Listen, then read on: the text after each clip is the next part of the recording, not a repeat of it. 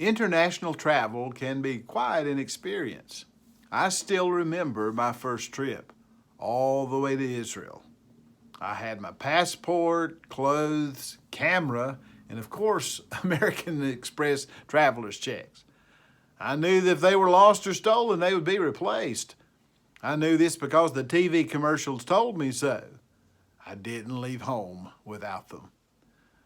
Now, one day you're going to leave this world and stand before God. And there are three things that you better have packed when you leave earth for eternity. Paul mentions them in the book of Colossians chapter 1, verses 4 and 5. Since we heard of your faith in Christ and of your love for all the saints, because of the hope which is laid up for you in heaven. Those three great Christian virtues, faith, hope, and love. Don't leave earth without them. Well, we need faith. And Paul commends the Colossians for their faith in Christ. Now, faith is the substance of things hoped for, the evidence of things not seen, according to Hebrews 11:1. This is as close to a definition that we have in the Bible concerning the word faith. You'll hear people speak of blind faith. Well, that's not what we're talking about. The emphasis here is on substance and evidence. The substance of things hoped for, the evidence of things not seen. That is faith in Christ. And faith is only as valid as its object. Christianity is about Christ, not rigid rules or religious ritual, but a real relationship with Christ. We know Him by faith.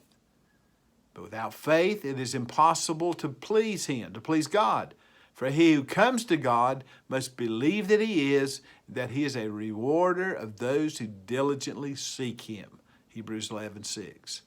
Faith is the only way to come to God, the only way to be pleasing to God.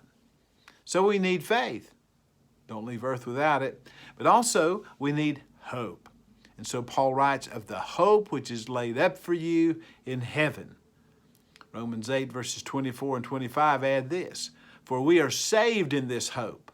But hope that is seen is not hope, for why does one still hope for what he sees? But if we hope for what we do not see, we eagerly wait for it with perseverance. Hope is a confident expectation that rests in the promises and character of God. The Bible affirms it is impossible for God to lie. We might have strong consolation, those who have fled for refuge, to lay hold of the hope set before us. This hope is an anchor of the soul, both sure and steadfast.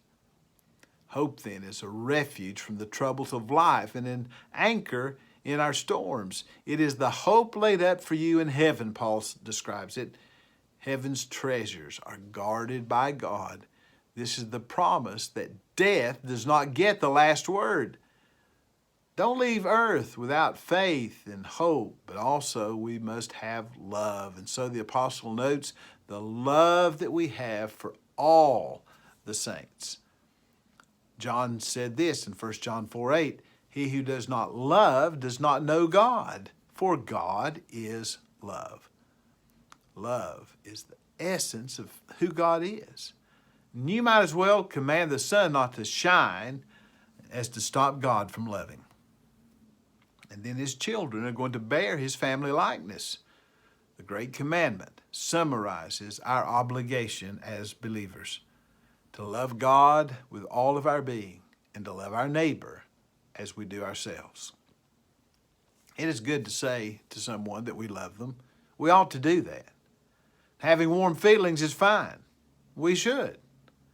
But that isn't how God loved us. Rather, He took action. His love led Him to give of Himself fully for our benefit. And that's what love is. It's giving yourself unreservedly. It's doing so for the benefit of others. And this love, Paul describes it here, is for all the saints. I will tell you that some of the saints are challenging to love, but love them we must.